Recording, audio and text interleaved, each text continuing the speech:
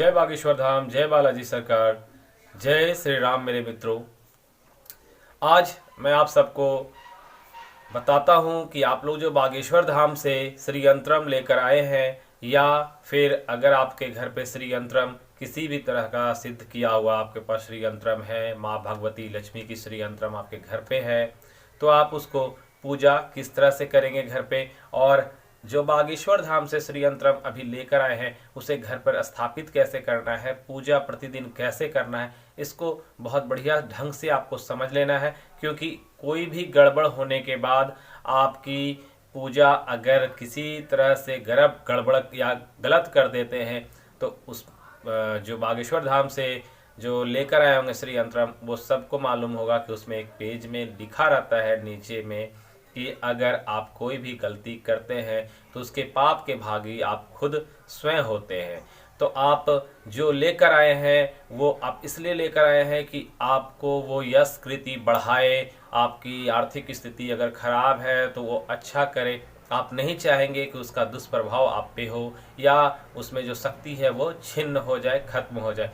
तो सबसे पहले आपको समझ लेना है, पूजा विधि जान लेनी है। उसमें सब कुछ लिखा हुआ है साफ साफ, लेकिन मेरे कुछ मित्र मुझे कमेंट कर कर पूछे थे, इसलिए मैं सोचा कि इसके लिए क्यों ना एक स्पेशल वीडियो ही बना दूं कि लोगों को समझ में आए कि पूजा पाठ कैसे करना है, हमारे मित्र को समझ में आए, दिक्कत ना हो उन्हें, वो घर पर जिस काम से जिस चीज़ को सोच कर लेके गए हैं उनकी समस्या का समाधान हो सके।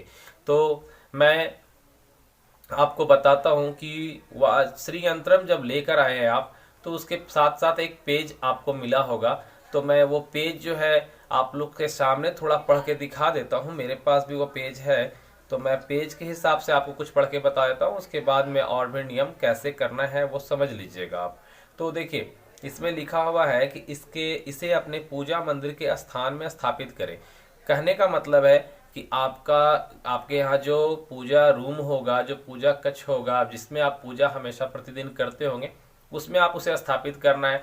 स्थापित करने के लिए क्या करें आप कि अगर आपके पास लकड़ी की जो बनी हुई होती है चौपाई छोटी सी, जो हम लोग के तरफ सत्यनारायण का कथा होता है तो हम लोग एक पीढ़िया बोलते हैं, तो उस तरह का अगर पीढ़िया आपके घर पे होगा तो उस पे स्थापित कर दे। या फिर अगर पूजा रूम में अगर आपका बहुत बढ़िया पूजा रूम है, मार्बल्स उर्बल्स की या टाइल्स वाइल्स की बनी हुई बहुत बढ़िया आपका सिंहासन है, तो उस सिंहासन पे आपको क्या करना है, स्थापित करना है। स्थापित कैसे करना है ये समझिएगा। स्थापित जो है आपको पूरा जो बॉक्स दिया गया है, उस डब्बा जो दिया गया है पूरा डब्बा, उस डब्बा के साथ में ही आपको स्थापित करना है। सिर्फ डब्बा का जो ढक्कन है उसको आप खोल देंगे। खोलने के बाद आप देखेंगे कि वहां पे क्या है, बागेश्वर सरकार का भी चित्र है, सन्यासी बाबा का भी चित्र है, फिर आपके बालाजी का भी चित्र है, फिर दादा गुरु का भी चित्र है, वो साथ में रहेगा। तो आप पूजा जब करेंगे तो साथ में धूप अगरबत्ती सबको हो जाएगी श्री यंत्रम के साथ साथ। ठीक है।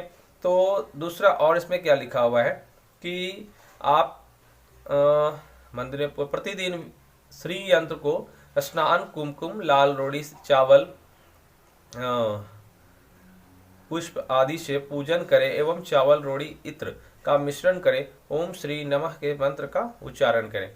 कहने का मतलब है कि आप प्रतिदिन जो है श्री यंत्रम को स्नान कराएंगे। स्नान कैसे कराएंगे, अगर आपके पास पीतल की कोई बर्तन होगी, उसमें एक चम्मच आता है पूजा करने वाला। मैं आपको एकदम सीधा रूप में बताता हूँ, चम्मच इसलिए बोल रहा हूँ कि आप सबको समझ में आ जाए। तो चम्मच आता है, उस चम्मच से, पीतल की चम्मच, तांबे की चम्मच होती है उससे क्या करेंगे कि आप स्नान कराएंगे। 5 बार कराएं, 11 बार स्नान करा दे। स्नान कराने के बाद क्या करेंगे, कुमकुम यानी जो हम लोग रोड़ी बोलते हैं बिहार में, आप लोग भी रोड़ी ही बोलते हो, कुमकुम बोलते हैं। कुमकुम, चावल वगैरह जो भी रहते हैं उससे क्या करें, पुष्प ले ले और वो सब क्या करें, अर्पित कर दे। कुमकुम लगा दे और चावल अर्पित करे, पुष्प अर्पित करे। पुष्प में आपको जैसा भी फूल, जो भी फूल आपको पसंद है, जो आपके फूल आपके पास अवेलेबल हो सके, उस फूल को अर्पित करें। और इसमें सबसे बड़ी चीज आपको ये है कि आपको प्रतिदिन अर्चन करना है। आपको प्रतिदिन क्या करना है, अर्चन करना है, यानी अर्पण करना है। किस तरह से अर्पण करना है ये समझे। आपको क्या करना है, चावल, ठीक है, रोड़ी यानी वही रोड़ी और इत्र, ये 3 चीज को पहले मिक्स कर लेना है। तीनों सामग्री को आप क्या करेंगे, पहले मिक्स कर देंगे। रोड़ी, चावल और इत्र, ये तीनों को मिलाकर मिक्स करके एक छोटी सी कटोरी में आप रख लेंगे। रखने के बाद क्या करेंगे, ओम श्री नमः, ओम श्री नमः, ओम श्री नमः, इस तरह से आप उच्चारण करेंगे। एक बार उच्चारण करेंगे, एक बार क्या करेंगे, वो जो आपका मिश्रण रहेगा उसे अर्पित करेंगे, है ना। और अर्पित करते अर्चन करेंगे। अर्चन करने के बाद आपको कितना बार अर्चन करना है, इसमें तो लिखा गया है 11, 21, 51, 108 बार, 1008 बार यथाशक्ति अनुसार अर्चन करें। सीधा लिखा हुआ है यथाशक्ति, यानी आप अपने हिसाब से देख लीजिएगा, अपने समय के हिसाब से देख लीजिएगा कि आपको कितने बार करना है। 11 बार कर सकते हैं, 21 बार कर सकते हैं, 51 बार कर सकते हैं, या 1008 बार कर सकते हैं। वो आप पे डिपेंड करता है कि आप प्रतिदिन कितना बार कर सकते हैं। जिस दिन समय ज़्यादा रहे ज़्यादा बार कर दीजिए, जिस दिन थोड़ा जल्दीबाजी रहे तो 11 बार भी कर दे, 21 बार भी कर दे। ये तो आप पे निर्भर करता है कि आप कितने बार अर्चन करते हैं। और इसके बाद क्या करना है कि जो आप धूप, दीप, अगरबत्ती जो भी आप कुछ करते हैं उसके बाद वो कर दे, धूप जला दे, अगरबत्ती जला दे, दिया जला दे, दीपक जलाए। उसके बाद आरती करें।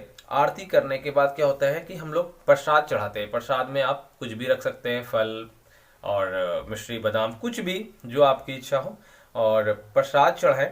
प्रसाद चढ़ाने के बाद क्या होता है कि इसमें और लिखा हुआ अर्चन किए गए मिश्रण को एकत्र करें। जो अर्चन किया हुआ मिश्रण होगा, जो मिश्रण कौन सा है, वो 3 चीज, रोड़ी, चावल और इत्र का जो मिश्रण हमने अर्चन किया था, उसको क्या करें, एकत्रित कर दे। एकत्रित करने का मतलब है एक जगह इकट्ठा कर ले। इकट्ठा करके छोटी सी कटोरी में आप रख ले, छोटी सी कटोरी, छोटी सी पात्र, कुछ भी हो आपके पास, उसमें रख ले। और रखने के बाद उसी जो अर्चन किया हुआ है ना मिश्रण, उसी मिश्रण से आप तिलक करें। आप जो तिलक करेंगे उस मिश्रण को मिलाकर तिलक करें, मतलब वो चावल को मस्तिष्क पर लगाएं। प्रतिदिन, इसमें लिखा हुआ है माथे पर लगाएं, प्रतिदिन 5 बार अर्चन करना अनिवार्य है। अब ये लोगों को थोड़ा सा शंका दे रहा है कि 5 बार डेली प्रतिदिन अर्चन करना कैसे करेंगे, पॉसिबल है? क्योंकि सुबह आदमी कर लेगा, शाम में भी एक बार और कर सकता है, मगर क्या है 5 बार, तो 5 बार में सबको कठिनाई हो रही है। तो इस बात को थोड़ा समझ लें। 5 बार अर्चन करना है तो आप जैसे सुबह में 11 बार करते हैं अर्चन, तो 11-11 करके आप 3 बार, 4 बार या 5 बार शुरू में ही कर लें, 5 बार, या फिर आप 3 बार सुबह में कर ले, 2 बार आके शाम में कर ले, 5 बार अर्चन हो गई ना। तो आपको 5 बार अर्चन कम से कम करना है, अनिवार्य है, ठीक है। आप अगर श्रद्धा से 1 बार भी कर देंगे अर्चन, 1001 बार, तो वो भी काफ़ी हो जाएगा। लेकिन 5 बार इसमें अनिवार्य लिखा हुआ है तो मैं 5 बार ही कहूँगा, तो आप 5 बार अर्चन अवश्य करें। और इस संपूर्ण बॉक्स में एक छोटा सा मंदिर है जिसे प्रतिदिन प्रणाम करें। एक छोटी सी मंदिर उसमें भी है, आप देखे होंगे बॉक्स में एक छोटी सी मंदिर है, उसको आप प्रतिदिन प्रणाम करें। प्रणाम आप जैसे देवी देवता को प्रतिदिन करते हैं वैसे उनको भी देख के प्रणाम कर दिया कीजिए। व्यापार करने वाले अथवा घर के मुखिया को बॉक्स के अंदर दी गई सिद्ध माला को धारण करना है। बॉक्स के अंदर एक माला है, सिद्ध माला है। उस सिद्ध माला को क्या करना है, जो आपके घर में अगर कोई व्यापारी हैं, व्यापार करते हैं, बिजनेसमैन हैं, बिजनेस करते हैं, दुकानदार हैं, तो आप उनको वो पहनने के लिए बोलिए। या फिर अगर घर के जो सबसे बड़े हैं, आपके माता पिता या दादाजी, सबसे बड़े जो घर के पूरे मुखिया हैं, जो घर को चला रहे हैं, या बड़े भाई, तो आप उनको वो दे सकते हैं, वो पहनेंगे। इस बॉक्स के अंदर जो छोटा सा मंदिर है वह घर में अथवा वाहनों में रखने के लिए है। यह कि हाँ, तो एक छोटा सा और मंदिर है, उसको आप चाहे घर में रखें या दुकान में आप रखवा दें अपना। दुकान में तो नहीं लिखा हुआ है इसमें, लेकिन आप रखवा सकते हैं, दुकान में भी रखवा दीजिए। या फिर आप क्या कर सकते हैं कि अगर आपके पास गाड़ी है, 4 व्हीलर कार है, कुछ भी है, बड़ी गाड़ी है, तो उस गाड़ी में भी स्थापित आप कर सकते हैं। आप अपने आगे बोनट पे उसे लगा सकते हैं। यज्ञ की विभूति, भभूति भी उसमें है, प्रयोग सबकी रक्षा के लिए सबके मस्तक पर लगवाएं। मतलब कि जो विभूति उसमें होगा उसको आप क्या करेंगे, सबके मस्तक पे, मतलब सबके माथे पे लगा देंगे। और बूंदी का प्रसाद है, एक दाना यज्ञ का प्रसाद है, इसे घर के प्रत्येक सदस्यों को खिला दें। तो उसमें प्रसाद भी दिया हुआ है, तो प्रसाद तो बताने की जरूरत नहीं है, आप लोग सब छीन छान के खा लेते हैं। तो प्रसाद जो है वो सबको बांट कर खाएं, अच्छा रहेगा, ठीक है। और इसमें एक नोट देखिए दिया हुआ है, यह छोटा सा बॉक्स जिसे घर के पूजन स्थल में रखना है, इस बॉक्स को किसी भी स्थिति में अपवित्र ना होने दें। बस इस बात को ध्यान आपको देना है, इसी चीज की गलती आपसे ना हो, इसे समझना है कि अगर अपवित्र हो गया तो हम जिस चीज के लिए लाए हैं, जिस कामना के लिए आए, वो कामना पूरी नहीं होगी हमारी। तो इस चीज को समझना है, इसलिए आप पवित्र नहीं होने दीजिएगा। और कैसे नहीं होने दीजिएगा, इसमें कुछ नोट्स में लिखा हुआ है, मैं आपको वो भी पढ़ के बता देता हूँ। और आगे, जैसे घर में प्रसूत अवस्था अथवा अशौच इत्यादि में स्पर्श ना करें। देखिए, प्रसूत यानी आप समझ सकते हैं, घर में अगर कोई भी आपके घर में जन्म लिया हो बच्चा आपके घर में, तो उस अवस्था में आप सब क्या हो कि 6 दिन 7 दिन का छूत माना जाता है हमारे सनातन धर्म में। तो उस बीच में आप पूजा पाठ नहीं करेंगे और उसको आप छूने से दूर रहेंगे, वर्जित करेंगे आप उतना दिन, ठीक है। और वो समझ लेते हैं, उतना दिन के लिए भगवान समझ लेंगे। आप ऐसा नहीं सोचिएगा कि फिर प्रतिदिन जो पूजा करना था वो कैसे करें, उतना दिन वो सब हो जाता है। वो सब समझते हैं क्या उनके घर में अभी प्रसूत लगा हुआ है। अथवा अशौच इत्यादि से में स्पर्श ना करे एवं अन्य परिस्थिति में इसे यंत्र तंत्र को वहां ना रखें। इस बॉक्स में रखी गई प्रत्येक वस्तु सामग्री सिद्ध अभिमंत्रित है। यदि आप इस बॉक्स में रखी प्रत्येक वस्तुओं के प्रति बताए गए नियमों का पालन नहीं करते हैं तो उसके पाप के भागीदारी आप स्वयं होंगे। बस आप समझ गए ना कि अगर इसमें से कोई भी गलती करते हैं, अगर ये कुछ दिक्कत होती है, यानी काम करना बंद कर देगी भैया, तो आप पाप के भागी आप है, यानी आपने कुछ ना कुछ नियम का पालन नहीं किया है। तो इस तरह से नियम का पालन करेंगे, ढंग से पूजा करेंगे। और अशौच का मतलब आप समझे होंगे, शौच यानी अगर कोई व्यक्ति बाथरूम जाता है, मेरे हिसाब से बाथरूम मैं बोल रहा हूँ मगर आप समझ सकते हैं, बाथरूम इट मीन्स टॉयलेट जाता है, और टॉयलेट जाने के बाद वो शुद्ध नहीं होता है, यानी स्नान नहीं करता है, उसके बाद ऐसे ही मतलब बिना स्नान किए हुए पूरा घर में घूम रहा, पूजा रूम में भी आपका आ गया और आके वो सामान, वो जो बॉक्स रखी है उसे छूता है या पूजा करने लगता है, तो सब कुछ उसमें टच हो जाता है। तो उस अवस्था में लोगों को बोलेंगे कि आप बिना स्नान किए हुए घर में पूजा ना करें।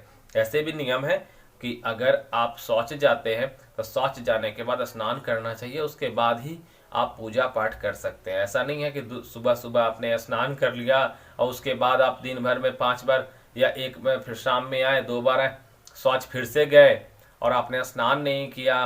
और कोई व्यक्ति आपके घर का है, वो भी शौच नहीं किया, शौच किया है उसके बाद पूरा घर में घूम रहा है, पूजा रूम में आ रहा है, तो ये सब चीजें ऐसे भी अपवित्र मानी जाती है। हिंदू धर्म में, सनातन धर्म में सिखलाया गया है कि अगर आप शौच में जाते हैं तो शौच के बाद आपको स्नान करके ही अपने घर में आना चाहिए, अपने रूम में प्रवेश करना चाहिए, पूजा रूम में आना चाहिए। तो इस सब चीज से आपको परहेज करना है, आपको समझना है। अगर आप इस ढंग से पूजा पाठ करते हैं, नियमों का पालन करते हैं, तो आपको अवश्य ही धन की प्राप्ति होगी। श्री यंत्रम आपको सच में लाभ देगा। अगर आपने बागेश्वर धाम से श्री यंत्रम नहीं लाया है तो आप श्री यंत्र को खरीद के किसी भी ब्राह्मण से उसे आप सिद्ध करवा सकते हैं और सिद्ध करवा के अपने घर पे आप रख सकते हैं। ऐसा कुछ नहीं है कि अभी बागेश्वर धाम से इस बार नहीं ला पाए हैं तो आप निराश हो जाए, आप भी अपने घर पे रखेंगे श्री यंत्रम किसी भी ब्राह्मण से सिद्ध करवा के। उसके बाद जब बागेश्वर धाम में अगले बार फिर से मिलेगी तो आप अपना नंबर लगा देंगे, आपको फिर मिल जाएगी। तो ये आप लोग को ये वीडियो कैसा लगा ज़रूर कमेंट में बताइएगा। अगर और कोई सवाल है, अगर मुझसे भी कोई गलती हो गई हो तो मुझे कमेंट में बताइएगा, मैं उसका जवाब आपको और अच्छे से दूंगा। जय बागेश्वर धाम, जय बालाजी, जय सन्यासी बाबा।